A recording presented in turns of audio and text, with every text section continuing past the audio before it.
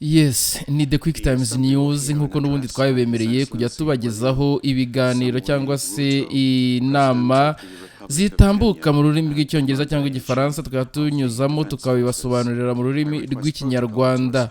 Aha rero ni inama n'ubundi ya UN iri kubera hangaha muri New York, aho Ruto yita akanama gashinzwe umutekano kudakora mu ijambo yagiriye hangaha muri iyi nteko rusange. Mu magambo make rero reka manze manyurire muri makeya icyo Ruto yashatse kuvuga muri iyi nama. Ruto yasabye ko hajyaho ivugururwa ry'akanama gashinzwe umutekano. Perezida wa Kenya William Ruto yavuze ko iki kigo kidakora neza, kidafite demokarasi, kitarimo abantu bose, kidahagarariwe. Cyo ni ijambo Ruto rero n'ubundi yagejeje kuri uyu wa kane mu nteko rusange ku cyumweru cyo ku rwego rwo hejuru, aho yagize ati niba hari icyemezo kigeze gikenerwa ko akanama gashinzwe umutekano ku isi k'imikorere idahwitse, kidafite demokarasi, katarimo abantu bose, kidahagarariwe, bityo bikaba kidashobora gutanga iterambere rigaragara muri twe isi nk'uko byashyizweho muri iki gihe, kudahana gukabije kwa bamwe na bamwe ku isi ntibikemura ikibazo. Umukuru w'igihugu kandi yagaragaje ko ibintu byifashe muri Haiti, aho yagize ati turasaba umuryango w'abibumbye gutanga byihutirwa uburyo bunoze bwo korohereza itangwa ry'umutekano w'ibihugu byinshi mu rwego rwo gukemura ibibazo bya Haiti. Turasaba akanama gashinzwe umutekano gutanga umusanzu mwiza mu kwemeza icyo giteganyijwe mu gice cya karindwi kivuga ko ubutumwa bwo gushyikirirwa umutekano cyangwa se ubutumwa bwo gushyikira umutekano bukenewe cyane cyane muri Haiti ndetse n'abaturage bayo. Ni the QuickTimes News rero n'ubundi nk'ibisanzwe nta kindi usabwa uretse kureba aho handitse subscribe ugakandaho maze amakuru akajya arushaho kugereraho ku gihe. Reka rero dutangire kumva iri jambo rya Ruto n'icyo yashatse kuvuga. Ndagenda mbasobanurira ni ijambo kurindi kugeza ijambo yagiriye aga mu nama y'UN rirangiye. I request protocol to escort His Excellency. Reka dusabe rero protokole kugeza nyakubahwa Perezida Ruto imbere.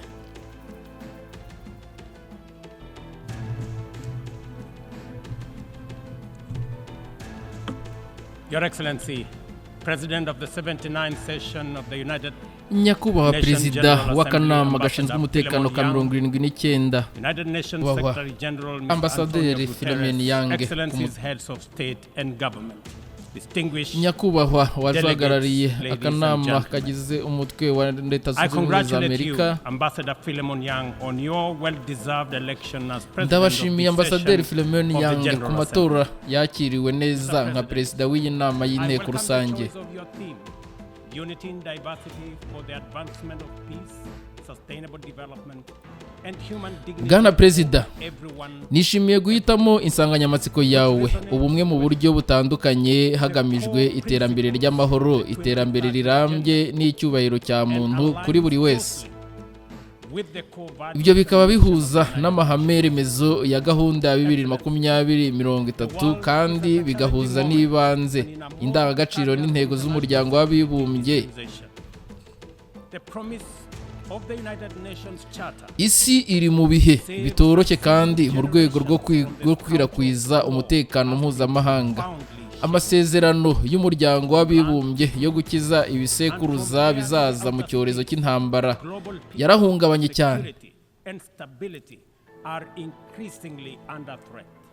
Kuva ku butaka kugera ku nyanja no mu kirere kugera mu kirere, amahoro ku isi, umutekano n'umutekano biragenda byugarijwe amakimbirane n'imivurungano, byakirwa ndetse bikwira mu mipaka yose, bigahungabanya umutekano rusange ubufatanye mpuzamahanga bushaka kubahiriza.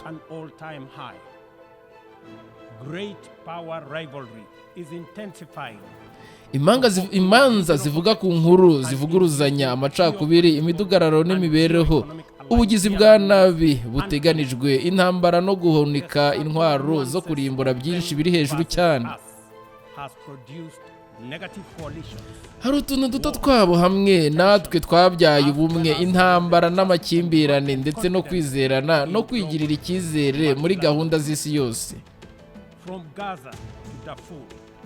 Kuva Gaza kugera Darfur, Ukraine, Yemen, Uburasirazuba bwa Repubulika Iharanira Demokarasi ya Kongo, Sudani, akarere ka Sahel n'ubugizi bwa nabi muri Haiti, amakimbirane atera inzira yo kurimbura ubuzima n'imibereho mu buryo bw'amateka.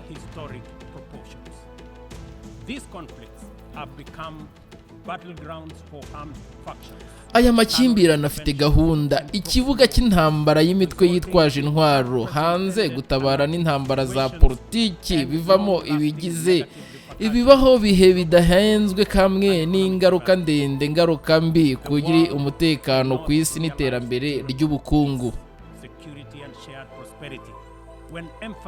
Kubw'ibyo rero isi ntishobora kumenya amahoro arambye, umutekano kandi bisangiwe gutera imbere mu gihe hibandwa ku bidutandukanya ahubwo kuruta icyaduhuza. Tugomba rero guteza imbere inzira zishyigikira amarushanwa meza kuri buri wese. Umutekano mu buteye ubwoba birushijeho kugorana. Ni iterabwoba rigaragara rituruka ku iterambere ry'abantu, iterabwoba rikorerwa kuri interinete cyangwa se kuri mudasobwa rya cyber, hamwe n'ibitero bya cyber bigezweho kuri murandasi. Kunegura ibikorwa remezo bitera ingaruka zikomeye mu mutekano w'igihugu kandi umutekano ku isi, byongeye kandi ikwirakwiza ry'iterambere ry'ikoranabuhanga nk'ubwenge bw'ubukorikori mu rwego rwa gisirikare na sisitemu y'intwaro zigenga zimwe dukoresha twita AI, yazanye ibishya imbogamizi zo kugenzura intwaro z'amabwiriza mpuzamahanga.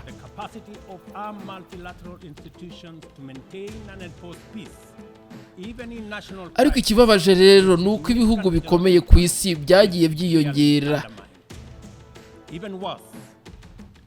Twahisemo kutabogama hamwe na military cyangwa se n'igisirikare cyo hejuru y'ibiganiro na diplomasi nk'igisubizo. Ubushobozi bw'ibihugu byinshi mu nzego kubungabunga no kubahiriza amahoro ndetse no mu bihugu, ibibazo bamwe n'ingaruka zikomeye z'akarere byangiritse cyane ndetse byagezeho birangirika cyane. Ikibazo bamwe n'ingaruka zikomeye z'akarere byakomeje n'ubundi kwangirika ku buryo buri hejuru cyane, ndetse cyarushijeho kuba kibi kongera kubyuka. Ubwoko bw'intwaro za kirimbuzi byateye no gukaza umurego wa gipolitike no guterana amagambo byavumbuwe ndetse byatumye ibishoboka by'intambara za kirimbuzi zishoboka rwose.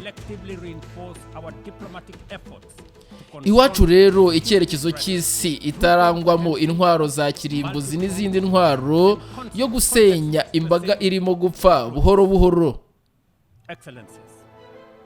Banyakubahwa, ntidukwiye kwicara ngo dusige ejo hazaza ibisekuruza. Tugomba guhaguruka nkana ku birori, guhangana n'ibibazo by'igihe cyacu, twongeye gushimangira indangagaciro y'amasezerano y'umuryango w'abibumbye. Tugomba rero gukusanya ubushake bwa politiki kandi twese hamwe dushimangira imbaraga za diplomasi zo guhangana n'umutekano uhungabanya umutekano binyuze muri byinshi kandi imiterere yihariye. Banyakubahwa, ubwitange bwa Kenya mu mahoro n'umutekano mpuzamahanga n'intagereranywa ndetse n'intajegajega. Turakomeza gushora imari mu bikorwa biteza imbere ituze n'ubwumvikane haba mu karere kacu ndetse no hanze yacu. Twiyemeje gukomeza kunga, korohereza no gushyigikira ibikorwa by'amahoro n'ibikorwa mu karere kacu, gutanga umusanzu mu bikorwa by'amahoro mu karere no mu kubungabunga amahoro mu butumwa bw'amahoro binyuze mu kwitabira umuryango w'ubumwe bwa Afurika. Inzibacyuho muri Somalia ATMS, twabageze iruhande rwa mugenzi wacu mushiki wabo Somalia mu ntambara yo kurwanya Al-Shabaab. twishimiye rero ko Somalia izahita ifata umwanya nk'umunyamuryango udahoraho mu kanama gashinzwe umutekano, ashimangira iterambere rinini ryagezweho mu gushimangira amahoro kandi umutekano mu gihugu. Loni igomba ariko nanone gukomeza gushyigikira Somalia mu guhuza amasezerano mu mateka cyangwa se ku mutekano nyuma ya 2024. Iyo ni inkunga n'ubundi ikenewe. Kenya rero yishimiye iyemezwa ry'inama ry'umuryango w'abibumbye ushinzwe umutekano 27/19 gushyiraho urwego rwo guteza inkunga AU, inkunga n'amahoro ibikorwa byanyuze muri Loni yasuzumwe n'umusanzu, bityo rero kuzamura imbaraga zacu hamwe no kubungabunga amahoro. AU yatewe inkunga neza. Ibikorwa by'amahoro ntabwo ari byo Afurika ishyira imbere gusa, ahubwo ni iby'isi yose byiza. Urebye ibintu bigoye kandi bifitanye isano no kugaragara bibangamiye amahoro n'umutekano mpuzamahanga. Mu ntangiriro rero z'uyu mwaka kandi bisabwe n'ubuyobozi bw'amajyepfo, Sudani nayo natangije gahunda yose ya Tumaini Initiative, nayemeje kuzana hamwe amashyaka arwana n'ubuyobozi bwa politike bw'amajyepfo Sudani kugira ngo ikemure intandaro y'amakimbirane maremare. Ndashimira kandi kugira ngo ikemure intandaro y'amakimbirane maremare, aho hashimira ubuyobozi bwa Sudani y'Epfo n'abitabiriye bose amashyaka kujya yiyemeza mu bikorwa by'amahoro. Ndabashimira kandi abafatanyabikorwa bose bo mu karere ndetse n'amahanga kubera kudahungabana. Inkunga y'aba politike ndetse n'imari kuri Sudani y'Epfo, Tumaini irabwiriza and relieved many communities previously held captive by criminal gangs. I also commend Haiti's political leadership. Twishimiye cyane inkunga y'amafaranga n'ibikoresho kuva muri Amerika, Canada no mu bindi bihugu bigize uyu muryango. Kwikorera umutwaro, ibi byabaye ingirakamaro kuri MSS kohereza kugeza ubu, ariko Kenya n'izindi n'ibindi bihugu bya Afurika byiteguye kohereza ariko bikabuzwa ibikoresho bidahagije n'inkunga. Ndasaba abanyamuryango bose ibihugu guhagarara ugafatanya n'abaturage ba Haiti gutanga inkunga ikenewe, haba mu bihugu bitanga MSS cyangwa binyuze mu kigega cy'umuryango w'abibumbye. Ngomba gushimangira ariko ko Kenya izashyiraho izindi ngabo zigamije kugera ku ntego y'abapolisi 2500 bose muri Mutarama umwaka utaha. Iterambere kugeza ubu hari Haiti ryerekana ko icyari cyo bimaze gufatwa ko ubutumwa budashobora bwose n'impano kandi ukuri kudashidikanywaho. Bwana Perezida, tugomba kwemeza ibyimazeyo ko ubufatanye mpuzamahanga mu buryo bw'ubu ifite aho igarukira. Birabujijwe na sisitemu yashinze imizi ikumira ibikorwa byiza n'iterambere rifite ireme.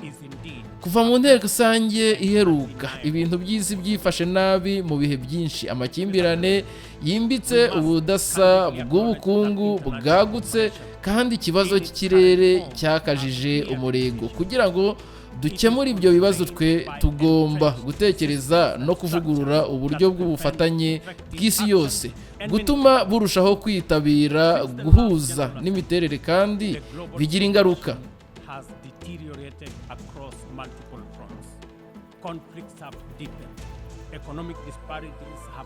Ibyemezo by'ibihugu 193 bisigaye ni ntibyemewe. Tugomba gushaka byihutirwa gukora umutekano njyanama ihagarariwe rwose, ikubiyemo ikorera mu mucyo, ikora neza kandi izabibazwa.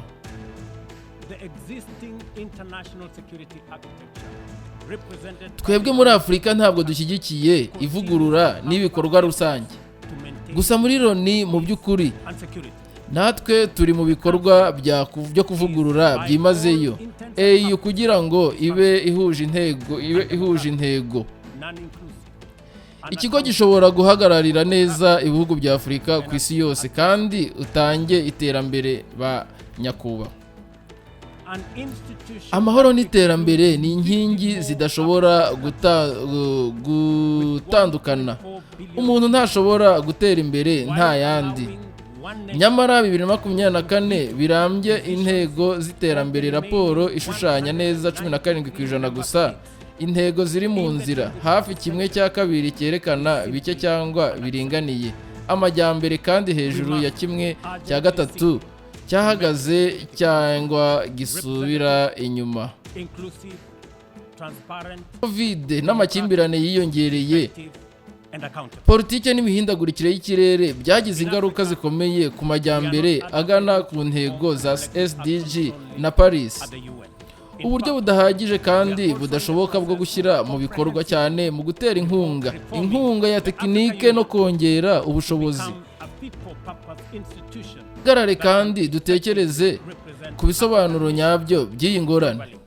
and deliver Ibihugu byinshi byo mu majyepfo y'isi birahatirwa guhitamo hagati yo kugura imiti n'ibikoresho by'ibitaro cyangwa kwishyura umwenda, hagati yo kugura ibitabo cyangwa kwishyura umwenda, no hagati yo guha akazi abarimu cyangwa kwishyura umwenda.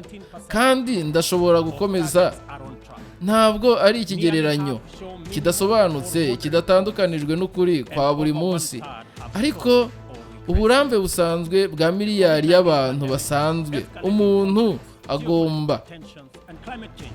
Ibaze ibiba mu mutekerereze y'abashyira imbere inyungu z'ubukungu hejuru y'abantu. Inadequate and Byabagendekeye bite ikiremwa muntu? implementation, particularly in finance, Gukemura ibyo bibazo byashinze imizi bisaba impinduka zihinduka kugira ngo twubake neza kandi bihamye urwego rw'isi. biased methods, Twerekanye byinshi muri ibi bisubizo muri aya masezerano y'ejo hazaza yerekana ko dusobanukiwe neza. making it more difficult to access Hari ibigorwa mu gukorwa ariko international capital markets. ntituragereranya ubushake bwa politike bukenewe kugira ngo iyi mihigo igerweho ba nyakubahwa. Only impede the full achievement of economic Ni ihame shingiro ry'iterambere nta gihugu na kimwe gishobora kugera ku majyambere arambye niba abaturanyi bacyo bakomeje kuba bakene. Ubukungu bwacu burahuzwa n'imibereho myiza y'imwe mu bigira ingaruka ku bandi. Tugomba kwemeza iterambere ibihugu bifite ifatiro rikenewe ryo gusaba uburenganzira umwanya mu bukungu bw'isi yose. buying medicine. Ibi ntabwo ari umuco gusa, ni ubutabera, ni ngombwa, ni ingamba zikenewe gukemura ikibazo cya sisiteme nko kwimuka, itandukaniro ry'isoko ry'umurimo, Or paying imihindagurikire y'ikirere n'umutekano ku isi. forced to choose between Tugomba gushimangira iyi mfatiro bisaba kuvugurura imyubakire mpuzamahanga, korohereza kugabanya umwenda, inyungu z'igihe kirekire mu guteza inkunga, igipimo nkunga hamwe n'ibikoresho byo gutanga inguzanyo. Ni ngombwa rero mu kongera ishoramari, guteza imbere ibikorwa remezo by'ingenzi no kwagura inzego zikomeye. what goes on in the minds of those Tekereza imbaraga zidasanzwe za Afurika mu mbaraga zisukuye, ibikoresho. Gukoresha ubwo bushobozi ntabwo ari ngombwa what really happened to humanity. gusa kuzamuka ku bukungu bw'umugabane no guhangana n'imibereho, ariko nanone Transformative changes. ibyihutirwa ku isi yose nko kwihutisha inzibacyuho, kurwanya imihindagurikire y'ikirere no gutandukanya iminyururu itangwa. Demonstrating our clear understanding of what Inganda zishaka ingufu nk'ibigo by'amakuru, amabuye y'agaciro, gutandukanya no gukora bashaka isuku kandi ihendutse inkomoko Afurika ishobora gutanga ku bwinshi, nyamara bivuye muri that no nation can achieve lasting prosperity. gigawayiti 500 y'ingufu zishobora kwiyongera zivanze ku isi yose muri 2023. Interconnected. And the Afurika yari mu bihugu bitatu bikize. Ni gute ibi bishoboka? Byatanzwe umugabane munini w'umutungo kamere, abakozi bafite ubuhanga n'imbaraga nyinshi zikenewe. their rightful place in the Ntidushobora kwemerera Afurika gusigara inyuma. Nanone This is not just inkunga ihendutse ni ngombwa, ariko rero politiki yo guhindura ikubiyemo imikorere y'ubucuruzi buboneye, challenges isoko, kugira ubufatanye mpuzamahanga ku misoro, ikoranabuhanga, kwimura no kongera ubushobozi. niyo mpamvu kuri COP 28 twatangije Africa Green, inganda zitangiza inganda zigamije gufungura ishoramari ku mahirwe menshi yo ku mugabane wa Afurika. Iyi gahunda yo muri Afurika rero iteza imbere na banki y'imishinga y'inganda n'ibikorwa remezo urwego. Kandi se ukwezi gutaha tuzakira ihuriro rishoramari ku bufatanye bwihuse bwo kuvugurura muri Afurika, gukurura ishoramari bidakoreshwa ubushobozi bw'izuba, umuyaga, geothermal na hydropower. Ku isi yose kandi dukeneye kandi kunoza ibikoresho dusanzwe dufite. Ikigega cya SDG Stimulus cyatangijwe n'umunyamabanga mukuru mu 2023 bisaba inkunga yacu ihuriweho kugira ngo tugeze ku ntego, harimo no mu mpande nyinshi amabanki y'iterambere mu buryo nk'ubwo. Kuzuza amahanga ishyirahamwe ry'iterambere IDA ni ngombwa gutanga inguzanyo zoroheje ku bihugu bikennye ndetse cyane ku isi imbere ibi.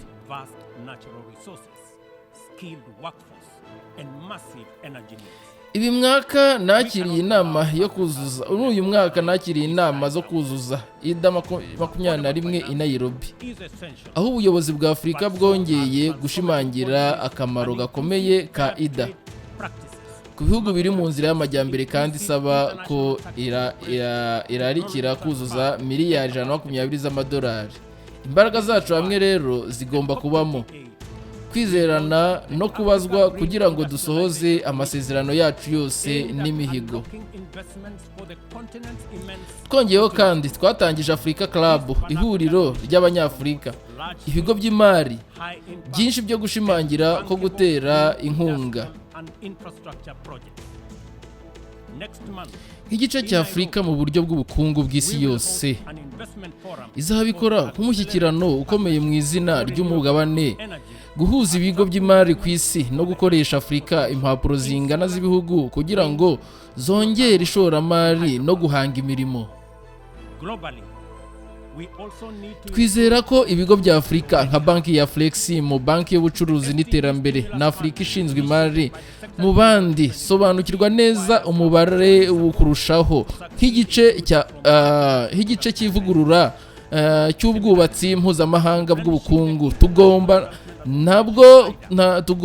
Ntabwo kuvugurura inzego zinyuranye gusa, ahubwo tunashyigikire kandi reka tugomba kuba ibigo bya Afurika.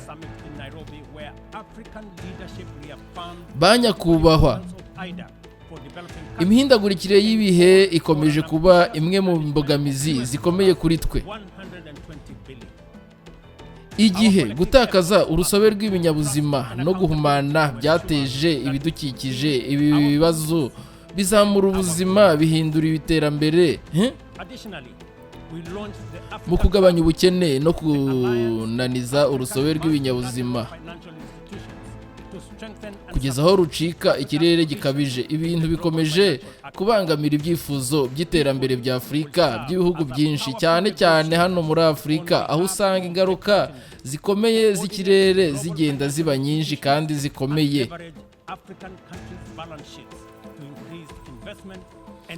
Mu mwaka wa 2022 abantu barenga miliyoni 110 muri Afurika bahuye n'ibibazo n'ibiza biterwa n'ikirere bivamo amadolari arenga miliyari 8,500 mu byangiritse mu bukungu. Ukurikije ibihe byihutirwa ububiko shingiro hapfuye abarenga 5,000, nubwo umubare nyawo ushobora kuba mwinshi kubera kudatanga raporo. Turi mu masangano n'inzira yo gukosora ikirere. Inzira irasobanutse. COP 29 izabera muri Ugushyingo i Baku, Azerbaijan, yerekana intambwe ikomeye mu kwemeza ko ibisubizo dushyira mu bikorwa byashinze imizi mu buringanire n'amahirwe kuri bose. Nyamara intego nshya y'imari y'ikirere iteganyijwe kuri COP 29 inzitizi zikomeye kuko kutumvikana kwimbitse bikomeje kuri indi igomba gutanga umusanzu n'uburyo inkunga ikenewe, nta gukemura byihuse. Ayo macakubiri arashobora gutesha agaciro twese hamwe iterambere ku bikorwa by'ikirere nk'uko isi igenda iba birihutirwa cyane. Reka mvuge neza, kwihagararaho muri politike no kudakora ntabwo kurinda abatishoboye ingaruka ziterwa no guhunga ikibazo cy'ikirere cyangwa ngo gikize umuco wacu kutangiza ibidukikije. Ni ngombwa rero ko ibihugu byose bitera imbere kugira ngo ibyo bishoboke. Akanya ufite intego n'inshingano. Mu gihe duhanganye rero n'ingaruka ziyongera z'imihindagurikire y'ikirere, twe tugomba kandi kumenya ibidukikije bifitanye isano n'imbogamizi duhura nazo. Nk'umwanda wa plastique ukomeje kwangiza urusobe rw'ibinyabuzima no guhungabanya iterambere rirambye ku isi, ni ngombwa ko dushyira mu bikorwa amasezerano akomeye ya plastique ku isi yo mu cyiciro cya 5 cy'imishyikirano i Busan muri Repubulika ya Koreya muri uku kwezi Ugushyingo. Kenya ishyigikiye byimazeyo icyifuzo ibizavamo mu cyifuzo cya Afurika cyo gushyiraho amasezerano ubunyamabanga i Nairobi, bityo bishimangira uruhare rwa UNEP. Birababaje rwose kandi birababaje kubona UNEP ari umubiri gusa, aho umunyamabanga bw'amasezerano bwashizweho umunsi yacyo biragenda bibazwa kandi biherereye ahandi. UNEP kuba umwe muri UN ebyiri gusa, icyiciro gikuru mu majyepfo y'isi, ntikigomba abantu barya ku bantu bose intego cyangwa impamvu. Nk'igihugu cyakiriye UNEP UN Habitat, ndabifatira umwanya wo gushimira Inteko yemeye kuzamura ibikorwa remezo ku biro by'umuryango w'abibumbye i Nairobi UNON, ikigo kinini cya Loni ku isi. Uyu mushinga urimo kubakwa ibibanza bishya byo gukoreramo no gushushanya ultramodern cyangwa se ibikoresho by'inama zikoreshwa muri iryo terambere ryerekana ikintu gikomeye. Ni intambwe iganisha ku kuzamura ireme no kugerwaho na serivisi z'ubunyamabanga ku bihugu bigize umuryango.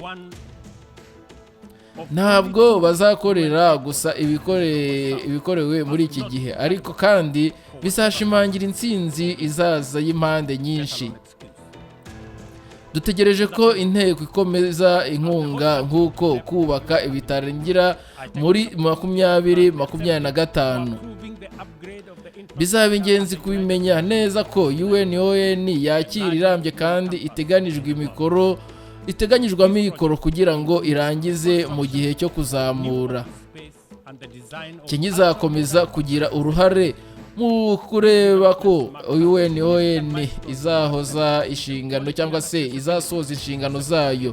Kubera iyo mpamvu guverinoma ya Kenya yakoze iterambere ryinshi no kwagura ibikorwa remezo bikikije ikigo, kandi bizakomeza gukora kugana i Nairobi, ihuriro ryakerewe n'ubutabazi kuri uyu muryango w'abibumbye. Bwana Perezida nyakubahwa, mu gihe dutekereza ku mutwe w'iki cyiciro guhamagarira ubumwe muri zitandukanye mu gushaka amahoro, iterambere n'abantu icyubahiro, biragaragara ko tugomba kongera gutekereza ku mahanga, ubufatanye guhuza n'ibintu bigoye byo ku ya 21 ikinyejana.